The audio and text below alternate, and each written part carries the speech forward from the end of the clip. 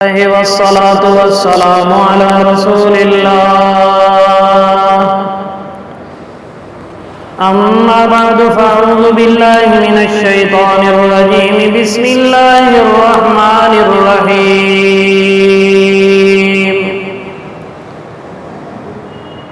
فتقطعوا أمرهم بينهم زبرا كل حزب بما لديهم فرحون فذرهم في غمرتهم حتى حين أيحسبون أن ما نمدهم به من مال وبنين نسارع لهم في الخيرات بل لا يشعرون إن الذين هم من خشية ربهم مشفقون والذين هم بآيات ربهم يؤمنون والذين هم بربهم لا يشركون والذين يؤتون ما آتوا وقلوبهم وجلة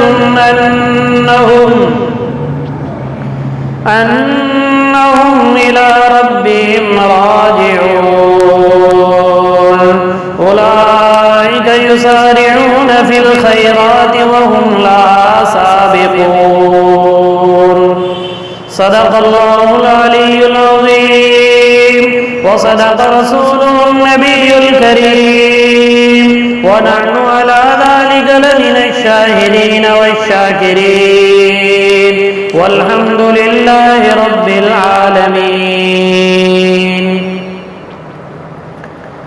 گزشتہ کل یہ بات بتائی گئی تھی کہ حلال طیب پاکیزہ روزی اگر آدمی کھائے گا تو اس سے اللہ رب العزت عمل صالح کی توفیق دے گا، نیکی کے کام کی رغبت پیدا ہوگی، خود بھی نیک کام کرے گا، اوروں کے لیے ہدایت کا ذریعہ بنے گا، جس کو اللہ کے نبی نے فرمایا مفتاحا للخیر مغلاقا للشر، یعنی خیر کی چابی بنے گا اور شر کا تالا بن جائے گا۔ اس لیے کمائی ہماری صاف ستھری ہو تاکہ خیر ہماری ذات سے چشموں کی طرح پھوٹنے لگے، اور چونکہ یہ سارا کا سارا طریقہ ایک ہی طریقہ ہے، اصول میں سب متفق ہے، رسالت میں ساری قومیں متفق ہے، دوبارہ اٹھائے جانے میں سارے انبیاء اور سارے نبیوں کی قومیں متفق ہے۔ اس لیے ہم کو بھی اللہ پاک نے فرمایا انا ربکم، میں ہی تمہارا پالنے والا ہوں، فاتقون، اس لیے تم مجھ سے ڈرو۔ لیکن پہلی جتنی قومیں گزری ہے، جب اللہ کے انبیاء نے ان میں محنتیں کی تو کسی نے بات کو مانا، کسی نے بات کو نہیں مانا، آپس میں تقسیم ہو گئے، گروہ بندیاں بنا دی، یہ فلاں گروہ، یہ فلاں گروہ، یہ فلاں گروہ، اور ہر گروہ اپنے ہی اعمال میں مست اور خوش ہے کہ میں جو کر رہا ہوں صحیح کر رہا ہوں۔ جیسے خود اس امت میں بھی کئی گروہ بن گئے، کئی جماعتیں بن گئی، ہر گروہ یہ سمجھ رہا ہے کہ میں حق پر ہوں، اس نے امت کو تقسیم کر دیا۔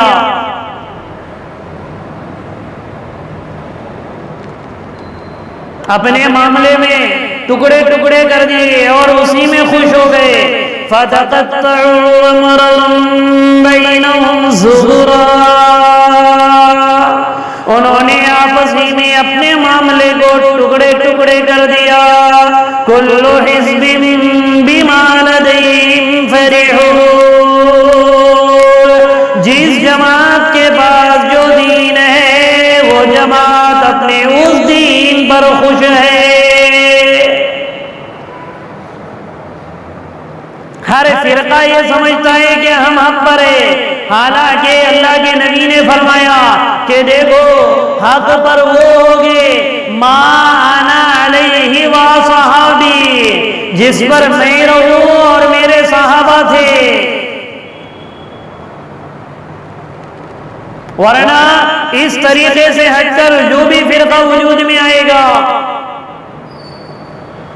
صرف اللہ کے قرآن کو مانو، حدیث کو نہ مانو، صرف حدیث کو مانو، صحابہ کو نہ مانو، صرف صحابہ کو مانو، اللہ کے قرآن حدیث کو چھوڑ دو، یا تو پھر نہ حدیث کو مانو نہ صحابہ کو مانو، صرف قرآن کو مانو، یہ سب کے سب دنیا میں فرقے وجود میں آئے اور ہر فرقہ یہ سمجھ رہا ہے کہ میں اہل حق ہوں۔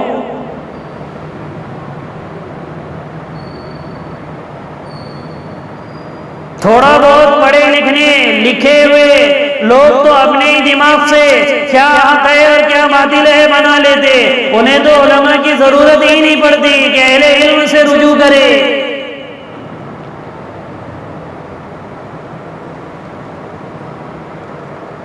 اور جو بے پڑھے لکھے جنہیں عمل سے ہی کوئی واسطہ نہیں، وہ بھی اپنے خواہشات میں مست ہے۔ اپنے جیسے ایک شراب پینے والا آدمی جب نشے میں رہتا ہے تو اس کی دنیا آپ میں رہتی ہے، ایک پاگل آدمی وہ گفتگو کرتا ہے تو اپنی دنیا میں مست رہتا ہے، وہ یہی سمجھتا ہے میں جو کر رہا ہوں، جو کہہ رہا ہوں وہ صحیح کر رہا ہوں۔ شرابی آدمی نالی میں پڑا ہوتا ہے اور کیا کہتا ہے میں تو اے سی میں ہوں، اس کے منہ سے بدبو، بدن سے بدبو، ماں بہن کی تمیز ختم ہو جاتی ہے، لیکن پھر بھی کیا سمجھتا ہے میں جو کر رہا، جو کہہ رہا ہے صحیح ہے۔ پاگل آدمی، کتنے ایسے پاگل دوسروں کو بھی پاگل سمجھتے ہیں۔ جواہر لال نہرو کا واقعہ ہے نا، آگرہ گئے تو ان سے پوچھا گیا یہاں اور چیز کیا پاگل خانہ مشہور ہے، تو کہا چلو پاگل خانے میں۔ ملک کے پرائم منسٹر تھے، پاگل خانے میں جانے کے بعد ایک نے پوچھا، ایک پاگل نے ان سے پرائم منسٹر سے پوچھا آپ کون ہیں؟ تو کہنے لگے میں پرائم منسٹر ہوں اس ملک کا۔ تو پاگل کہنے لگا یہاں آنے سے پہلے میں بھی یہی کہتا تھا، اچھا ہوا تم بھی آ گئے، یعنی میرے یہاں آنے سے پہلے میں بھی، یعنی انہیں بھی پاگل سمجھ رہا ہے۔ ہر فرقہ، ہر گروہ اپنے آپ کو اپنے اعمال میں مست سمجھتا ہے، اسے نہ اللہ کے قرآن کی ضرورت، نہ حدیث کی، نہ صحابہ کی زندگی کی، نہ اہل علم کی طرف رجوع کہ میں جو کر رہا ہوں کیا صحیح ہے یا غلط ہے۔ کل حزب بما لدیہم فرحون، ہر گروہ اپنے پاس جتنا علم اور عمل ہے اسی میں وہ خوش ہے، اس لیے اللہ فرما رہے فَذَرْهُمْ فِي غَمْرَتِهِمْ حَتَّىٰ حِينٍ، تو اے نبی جی آپ بھی انہیں ان کی غفلت میں ایک مدت تک چھوڑے رہیے، چھوڑ دو انہیں ایک مدت تک چھوڑ دو۔ غمرتن کہتے ہیں غفلت کو، ایسی نیند کو، ایسی بے پرواہی جو جہالت کی وجہ سے آ جائے۔ جتنی بھی گروہ بنتے ہیں، پارٹیاں بنتی ہے، یہ سب جہالت کی وجہ سے، اور جہالت آتی ہے غفلت کی وجہ سے۔ اسی لیے اللہ کے نبی نے غفلت اور سستی سے پناہ مانگی ہے، اللہم انی اعوذ بک من العجز والکسل واعوذ بک من البخل والجبن واعوذ بک من العجز والکسل۔ اللہ کے نبی نے فرمایا اے اللہ میں تیری پناہ میں آتا ہوں سستی اور کاہلی سے، عاجز ہو جانے سے، وَأَعُوذُ بِكَ مِنْ غَلَبَةِ الدَّيْنِ وَقَهْرِ الرِّجَالِ، تیری پناہ میں آتا ہوں میں بزدلی سے، تیری پناہ میں آتا ہوں دجال کے فتنے سے، تیری پناہ میں آتا ہوں لوگوں کے قرض مجھ پر چڑھ جانے سے۔ اللهم إني أعوذ بك من الهم والحزن وأعوذ بك من العجز والكسل وأعوذ بك من البخل والجبن وأعوذ بك من غلبة الدين وقهر الرجال. خود پناہ مانگی اللہ کے نبی نے غفلت سے، سست پڑ جانے سے. ارے کیا تہجد پڑھے گے، کیا چاہے اشراق اوابین پڑھے گے، نمازوں کے بعد کی سنتیں کیا پڑھے گے، چلو اعمال تو روز کر دیں گے، چلو آج چھوڑ دیں گے. کبھی بیٹھ گئے نہیں بیٹھ گئے، کبھی تعلیم میں بیٹھے، کبھی تفسیر میں بیٹھے، کبھی گھر میں بیٹھے، کبھی نہ جانے. بس آدمی سستی کی وجہ سے بڑی بڑی خیروں سے محروم ہو جاتا ہے.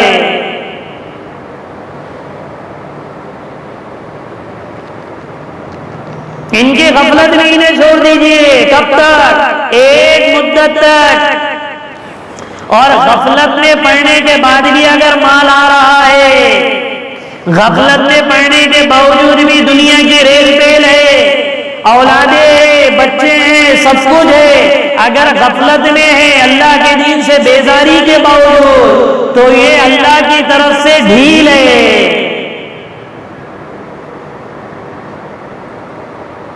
اللہ ڈھیل دیتے ہیں اور جب پکڑ کرتے ہیں نا، ایک دم سے پکڑ کرتے. اس لیے جو لوگ کہتے ہیں نا یہ آدمی یار اتنا گناہ کر رہا ہے پھر بھی اسے کچھ نہیں ہوتا، یہ آدمی لوگوں کو اتنا دھوکہ دے رہا ہے پھر بھی اسے کچھ نہیں ہوتا، یہ آدمی اجتماعی مال میں سے ہمیشہ غبن اور دھوکہ دیتا ہے، کھا لیتا ہے پیسے، پھر بھی اس کو کچھ کیوں نہیں ہو رہا ہے، یہ آدمی زنا کے اڈے آباد کر رہا ہے، شراب پی رہا ہے، جوا کھیل رہا ہے، نہ جانے کتنے فتنے اور فسادات میں مبتلا ہے، پھر اس کی پکڑ کیوں نہیں ہوتی؟ پکڑ اس لیے نہیں ہوتی کہ اللہ ڈھیل دیتے.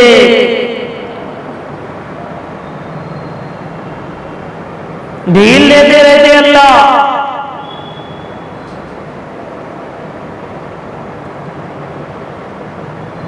اور وہ یہ گمان کرتا ہے کہ ارے میں تو خیر میں، اگر گناہ کرتا تو اللہ پکڑ کر دیتا، اللہ گرفت کر دیتا. لیکن اتنے سب گناہوں کے باوجود بھی نہ میری پکڑ ہے نہ کوئی چیز مجھے یہ ہو رہی ہے، تو اللہ کہہ رہے اَيَحْسَبُونَ أَنَّمَا نُمِدُّهُم بِهِ مِن مَّالٍ وَبَنِينَ نُسَارِعُ لَهُمْ فِي الْخَيْرَاتِ بَل لَّا يَشْعُرُونَ. کیا یہ لوگ گمان کرتے ہیں کہ جس مال کے ذریعے، جس اولاد کے ذریعے ہم انہیں ڈھیل دے رہے ہیں، ہم ان کے لیے بھلائیوں میں تیزی کر رہے ہیں، تو یہ کیوں ہے؟ بل لا یشعرون، بلکہ انہیں احساس نہیں ہو رہا ہے. ڈھیل دیتے رہیں گے، جب اللہ کی پکڑ آئے گی ان اخذ ربک لشدید، پھر اللہ کی پکڑ بڑی سخت ہے.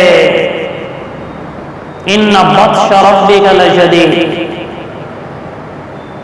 پھر اللہ بڑی سخت پکڑ کرتے، ڈھیل دیتے. 10 سال 20 سال 15 سال بڑھاپے تک کبھی کبھی ڈھیل. ارے فرعون کو کتنی لمبی ڈھیل دی اللہ نے، 400 سال تک سر میں درد نہیں ہوا.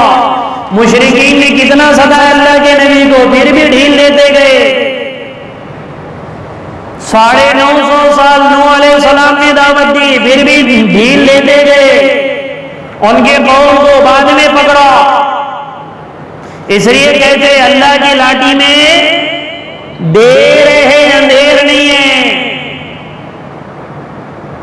اللہ کی لاٹھی میں آواز نہیں ہوتی ہے، چھوڑتے رہتے، ڈھیل دیتے. اب تو آئے گا، اب تو آئے گا، اب تو آئے گا. یہ بھی اللہ کی رحمت ہے. ورنہ اگر اللہ پکڑ کرنے پر آئے تو ایک گناہ میں اللہ پکڑ کر دے.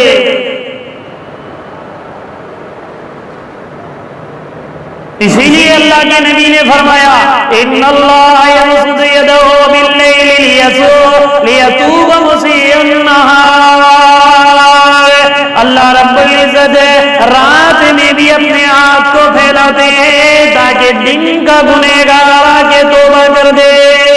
وَإِنَّ اللَّهَ يَبْسُطُ يَدَهُ بِالنَّهَارِ لِيَتُوبَ مُسِيءُ اللَّيْلِ اللہ رات دن میں بھی اللہ ہاتھ پھیلاتے ہیں تاکہ دن کا گنہگار آ کر اللہ رات میں اللہ سے توبہ استغفار کرے، اور یہ چلتا رہے گا جب تک کہ سورج مغرب سے طلوع نہ ہو جائے۔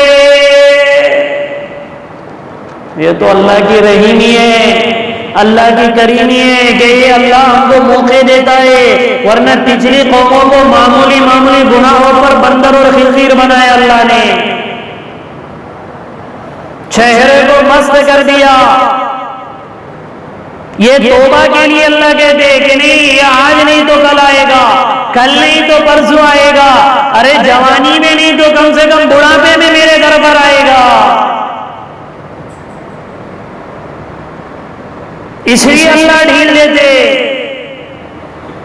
اور یہ تو ان لوگوں کے لیے جو گناہوں میں ملوث ہوتے اور پھر اللہ انہیں ڈھیل دیتے تاکہ انہیں توبہ کی توفیق مل جائے۔ لیکن اگلی آیتوں میں اللہ ان لوگوں کا ذکر کر رہا ہے کہ جو سب خیر کے کام کر کے بھی اللہ سے ڈرتے،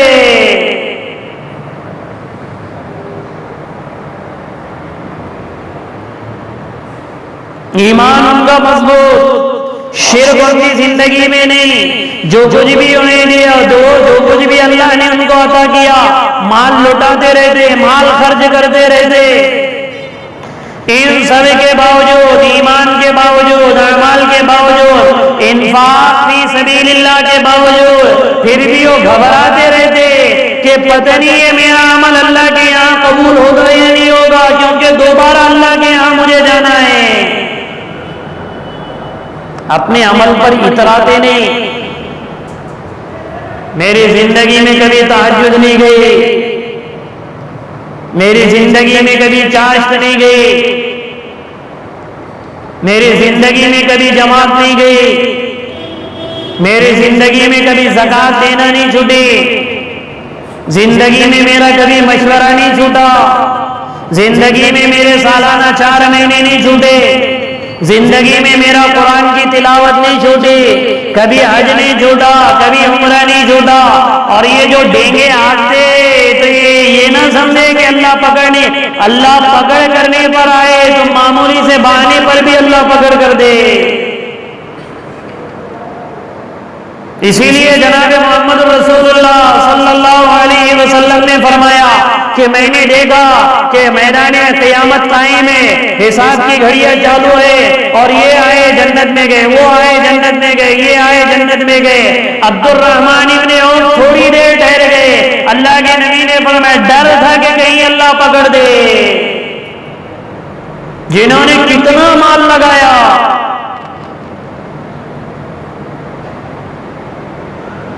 کیوں دیر ہوئی؟ عبد الرحمن ابن عوف کہنے لگے کہ یا رسول اللہ، مال کے حساب دینے میں دیر ہو گئی۔ پکڑ کرنے پر آئے تو اللہ معمولی بہانے سے، جنید بغدادی رحمت اللہ علیہ، ایک مرتبہ بغداد والوں نے خوب ستایا تو بغداد چھوڑ کر یہ کہہ کر نکل گئے، کہہ رہے دیکھو کون تمہیں اتنا نیک آدمی ملے گا، چلو میں تمہیں بغداد چھوڑ کر چلے جاتا۔ اور دل میں یہ خیال تھا کہ یہاں پہ رہ کے کیا فائدہ، یعنی اپنے نیکی پر یہ تھا کہ میں یہاں سے نکل جاؤں گا، لوگ مجھے آ کر سمجھائیں گے، پھر دوبارہ میں آؤں گا۔ یہ کہتے کہتے شہر سے باہر نکلے، ایک لکڑ آڑا چلتا ہوا آ رہا تھا۔ جنید بغدادی رحمت اللہ علیہ نے اس سے کہا کہ ارے تم مسلمان ہو؟ کہا ظہر کا وقت ہو گیا، چلو نماز پڑھ لیں گے۔ کہا چلو۔ اس نے لکڑیاں اس طرح پھینک دی، کہا چلو آپ امامت کر لو یا نہیں کرو؟ تو کہنے لگے ارے وضو کر۔ تو لکڑ آڑا کہنے لگا اللہ کے بندے مسلمان ہو کر بے وضو رہتے ہو؟ یہ جو مشہور ہو جاتے ہیں نا بہت سے بزرگ اپنی بھیڑ میں یا مہاراشٹر میں یا ملک میں یا دنیا میں، تو مشہور کوئی اور ہوتا ہے لیکن چلاتا اللہ کسی اور کے طفیل میں۔ مشہور کوئی اور ہوتا ہے اور چلاتا اللہ کسی اور کے طفیل۔ جنید بغدادی تو ایک دم چھٹر گئے، ارے یہ باوضو لکڑ آ رہا، لکڑیاں توڑ کر آ رہا ہے۔ جنید بغدادی سمجھ گئے کہ شاید ہو سکتا ہے یہ نیک ہے، اس سے کہا تم بھی ظہر پڑھا لو۔ انہوں نے جو ظہر پڑھائی تو اثر کر دی، 1.5-2 گھنٹے کی ظہر،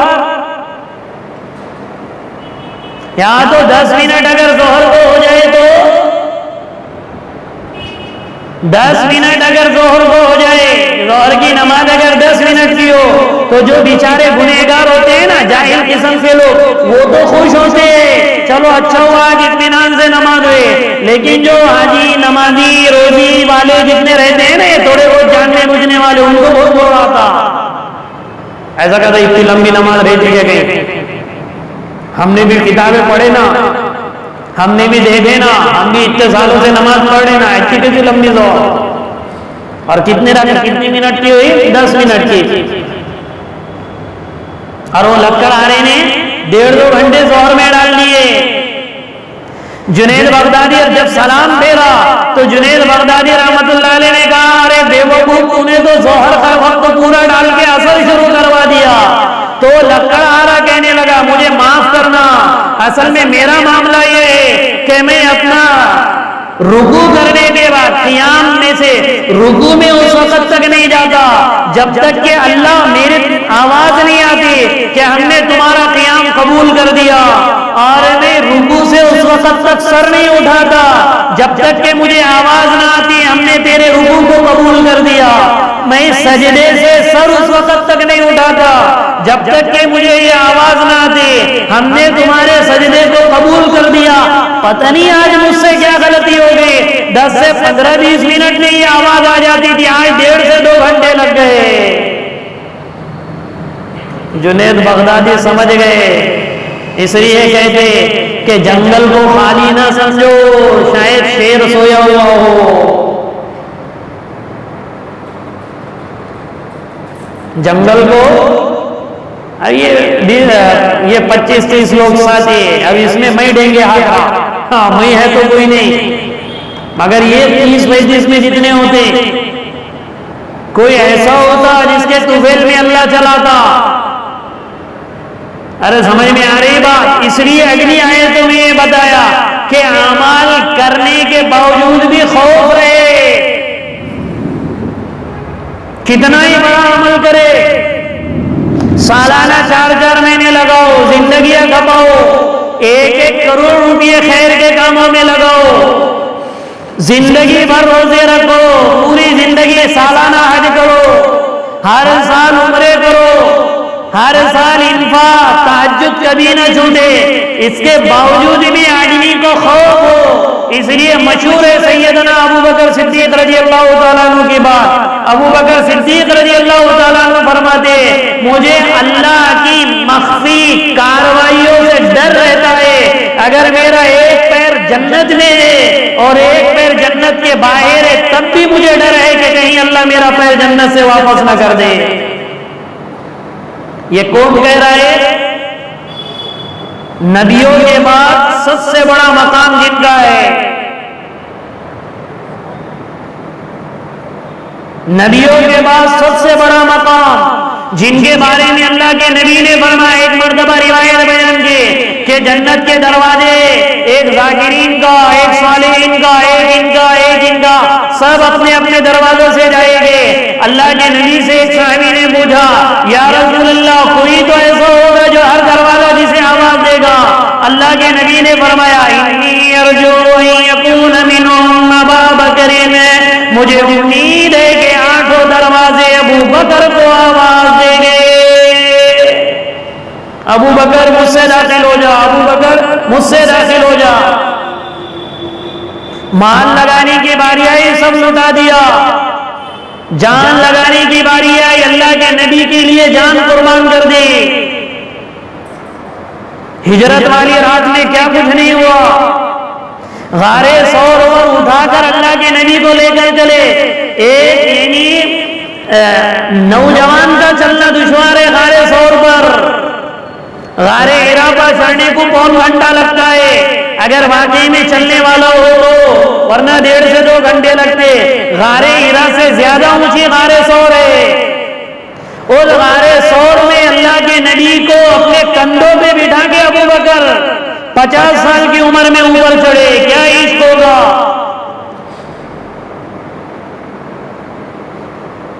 اور وہ ابو بکر صدیق کہہ رہے کہ اگر جنت میں میرا پہلا قدم ہے اور دوسرا ابھی باہر ہے، پھر بھی مجھے اللہ کی مخفی کارروائیوں سے ڈر ہے کہ کہیں اللہ جنت سے نہ نکال دے۔ اپن نے پنکھا دیے وہاں یہاں مسجد کو، کیا بولتے؟ ہاں ابھی ہوا لگنے تو بہت اجر مل رہا ہوگا نا، تو جنت میں تو اپن پکے جائیں گے۔ اپن مسجد کا کام کر رہے، اپن مدرسے کا کام کر رہے، اپن حج عمرے کا کام کر رہے، اپن تبلیغ کا کام کر رہے، پھر تو اب تو جنت اپنی تو پکی، اپنی پوری زندگی تو اس میں لگ رہی نا۔ ہاں گواہ بھی مناتے دوسروں کو، کیوں ہے کہ نہیں؟ مدرسے میں کتنی محنت کرا، جماعت بنانے میں میں نے کیسی محنت کرا، پھر اپن سے کر کے ہوا، کیا بولتے ماموں؟ اب ہوتے کر کے ہوا، میں تو ہوتا بھی نہیں تھا، ایڈجسٹ نہیں ہو رہا تھا، میرے ہونے سے دین کا کام ہوا۔ یہ سارے اوصاف اللہ آگے بتا رہے، ان الذین هم من خشیۃ ربهم مشفقون، یقیناً وہ لوگ جو اپنے پروردگار کی ہیبت سے ڈرتے رہتے ہیں، والذین هم بآیات ربهم یؤمنون، اور جو لوگ اپنے رب کی آیات پر ایمان رکھتے ہیں، والذین هم بربهم لا یشرکون، اور جو اپنے پروردگار کے ساتھ کبھی شرک بھی نہیں کرتے، والذین یؤتون ما آتوا، جو کچھ بھی اللہ نے انہیں مال و دولت دیا، علم دیا، وہ دیتے رہتے جو انہیں عطا کیا، ان سب کے باوجود وقلوبهم وجیلا، ان کے قلوب ڈرتے رہتے ہیں، گھبراتے رہتے ہیں، انہم الی ربہم راجعون، اس بات سے ڈرتے ہیں کہ ان کے پروردگار کی طرف لوٹ کر جانا ہے، اور جب اللہ کے پاس لوٹیں گے تو پتہ نہیں کس حال میں جائیں گے۔ اس لیے یہ بات تو بار بار آپ کے سامنے بتائی گئی جنید بغدادی رحمۃ اللہ علیہ کے، کہ کسی کے اخلاص میں شک نہ کرو اور خود کے مخلص ہونے کا دعویٰ نہ کرو۔ کسی کے اخلاص میں شک مت کرو، وہ نماز پڑھ رہا ہے تو دکھلاوے کے لیے پڑھ رہا ہوگا، اس نے لاکھ روپے دیے تو دکھلاوے کے لیے دیے ہوگے، اس نے مسجد بنائی تو دکھلانے کے لیے، وہ دین تبلیغ کی محنت کر رہا لوگوں کو دکھلانے کے لیے۔ کسی کے اخلاص میں شک مت کرو اور خود کے مخلص ہونے کا دعویٰ مت کرو، خود کو اخلاص کر دینا، سب کو معلوم، کیوں جی کیوں جی سب کو گواہ بنانا، یہ الٹا ہو گیا، یعنی اس کے بالکل برعکس ہو گیا۔ ہم خود کے مخلص ہونے کا دعویٰ کرتے ہیں اور دوسرے کے اخلاص میں شک کرتے ہیں، یہ سب یہ کہہ رہا ہے، یعنی گنہگاروں کے یہ گناہ نہیں ہے، یہ نیک لوگوں کا گناہ ہے۔ خود کے مخلص ہونے کا دعویٰ کرتے، دیکھو جتنے بھی دین کے کام کرنے والے، دین کے شعبے والے ہو، سارے قربانیاں برداشت کر کے آخر میں کیا کہتے معلوم ہے؟ اپن تو کس کے واسطے کرتے ہیں؟ کیا بولتے ہیں؟ اپن تو کس کے واسطے کرتے ہیں؟ اللہ کے واسطے کرتے ہیں۔ اس لیے کیوں؟ اس لیے جنید بغدادی رحمۃ اللہ علیہ کہتے خود کے مخلص ہونے کا دعویٰ مت کرو، اور دوسرے نے تھوڑا بھی عمل کیا تو لوگ دکھانے کے واسطے کرتے ہو، تم کو معلوم کیا؟ کیوں یہ کہ خود کے مخلص ہونے کا دعویٰ مت کرو، دوسرے کے اخلاص میں شک مت کرو، کیوں؟ کیونکہ اخلاص کی پوٹلی کھلنے والی ہے دنیا کی آنکھ بند ہونے کے بعد، دنیا میں نہیں سمجھ میں آئے گا۔ اس لیے یہ جتنے نیک لوگ ہیں وہ کیا کرتے ہیں؟ ان کے قلوب وقلوبهم وجلة، ان کے قلوب ڈرتے رہتے ہیں، گھبراتے انہم الی ربہم راجعون، کہ وہ اپنے پروردگار کی طرف لوٹنے والے ہیں۔ جب یہ صفت ان کے اندر آتی ہے، اولئک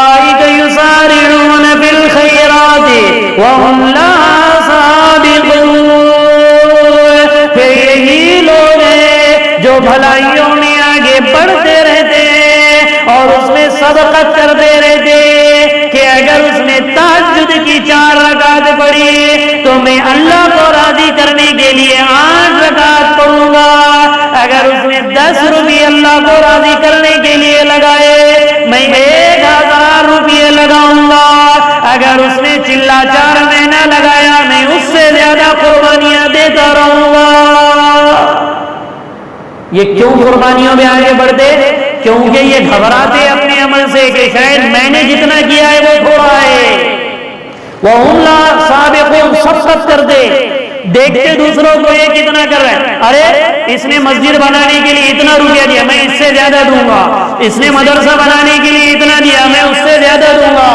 ارے اس نے کہ دیکھتے ارے اس نے تہجد کی 4 رکعت پڑھی نہیں یار یہ تو اللہ کے یہاں نیک آدمی ہے, نیک مقام ہے اس کا, تہجد اس کی 4 پر بھی قبول ہوں گے, میں تو 4 کے بجائے 8 پڑھوں گا. اس میں سبقت ہوتی اگر دل میں اللہ کا خوف ہوتا, اور دل میں ہی اگر بہت زیادہ اگر آدمی کو بھگیری آ جائے تو پھر اس کے سنت نوافل تو دور کی بات, اس کے یعنی جماعت کا اہتمام یا انفاق فی سبیل اللہ خرچ کرنا تو دور کی بات, زکات کے مسئلے اور پھر عمرے اور نوافل حج تو دور کی بات, اس کے حج فرض کا بھی مسئلہ آ جاتا ہے.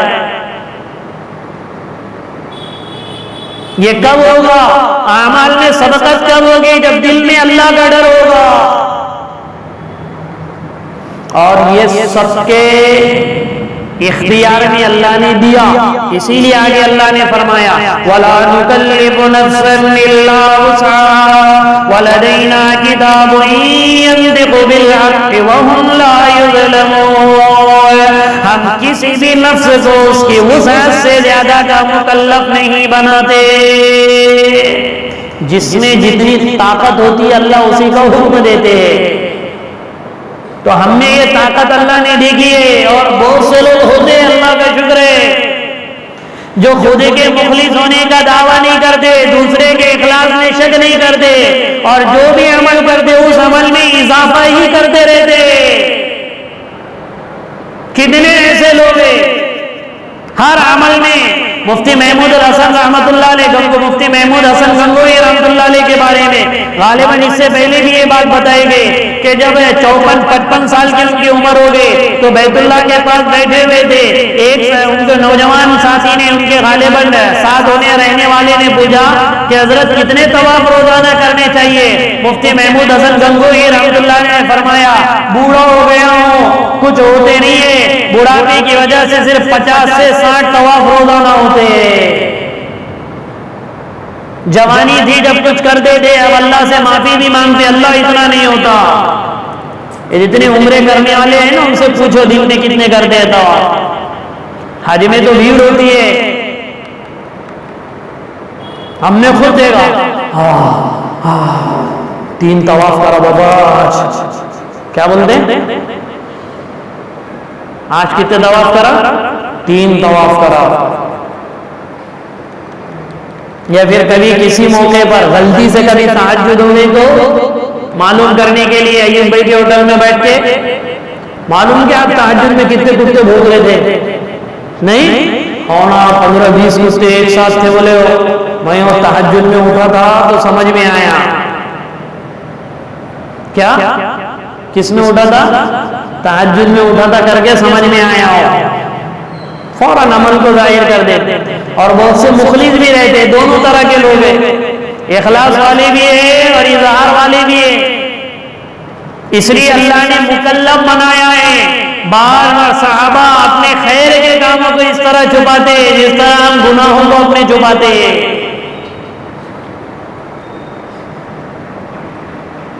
وَلَدَيْنَا كِتَابٌ يَنطِقُ بِالْحَقِّ, اور ہمارے پاس ایک دفتر ہے, کتاب ہے جو بالکل صحیح بولتی ہے.